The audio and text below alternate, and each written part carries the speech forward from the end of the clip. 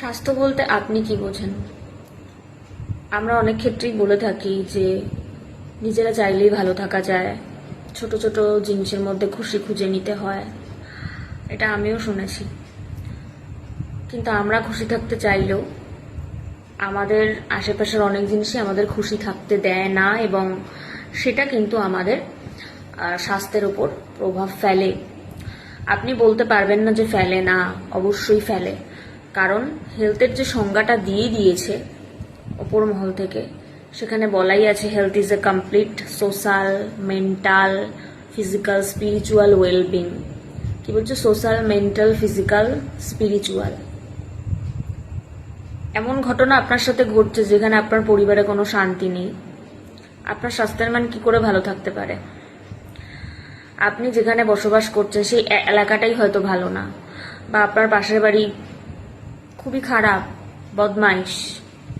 আপনার স্বাস্থ্যের উপর প্রভাব ফেলবে না আপনি এটা বলতে পারেন না। কেন কখনো কোনো মানুষ কোথাও ফ্ল্যাট কেনার আগে বা কোনো কিছু কেনার আগে, জমি কেনার আগে দেখে বলুন তো যে পরিবেশটা কেমন, সেখানে তারা থাকতে পারবে কিনা এবং তাদের সন্তানরা ভালোভাবে বড় হতে পারবে কিনা? যাদের মধ্যে এডুকেশন আছে, বুদ্ধি আছে, তারা তো অবশ্যই এটা ভাববে, বা যারা স্বাস্থ্য সচেতন, যে আমি যেখানে থাকবো বলে আগামী দিনে ভাবছি সেই জায়গাটা কতটা আমার জন্য এবং আমার পরিবারের লোকের জন্য একটা সুস্থ জীবনযাপন দেবে। তাই এই কথাটা যারা বলে তাদেরকে একদম আমি বলবো তারা ভুল, তাদেরকে চোখে আঙ্গুল দিয়ে দেখান। স্বাস্থ্যকে ভালো রাখতে গেলে না, আপনি যদি আপনার স্বাস্থ্যকে, শুধু খাওয়াটা জরুরি নয়, শরীরচর্চা করতে এবং তার সাথে পরিবারের মানুষগুলোও ভালো থাকা খুব জরুরি।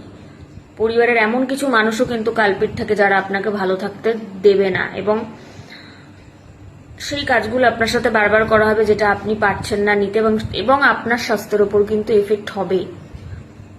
ঠিক এই কারণেই কিন্তু ডেফিনেশনে বলা আছে health is a completely, totally social, mental, spiritual wellbeing. আপনি চাইলেও আপনি ভালো থাকতে পারবেন না।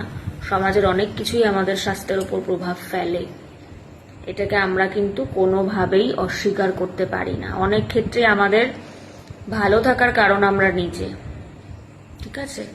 আবার অনেক ক্ষেত্রে কিন্তু আমাদের ভালো থাকার কারণ কিন্তু আমাদের আশেপাশের মানুষগুলো, তাদেরকে নিয়ে আমাদের ভালো থাকা।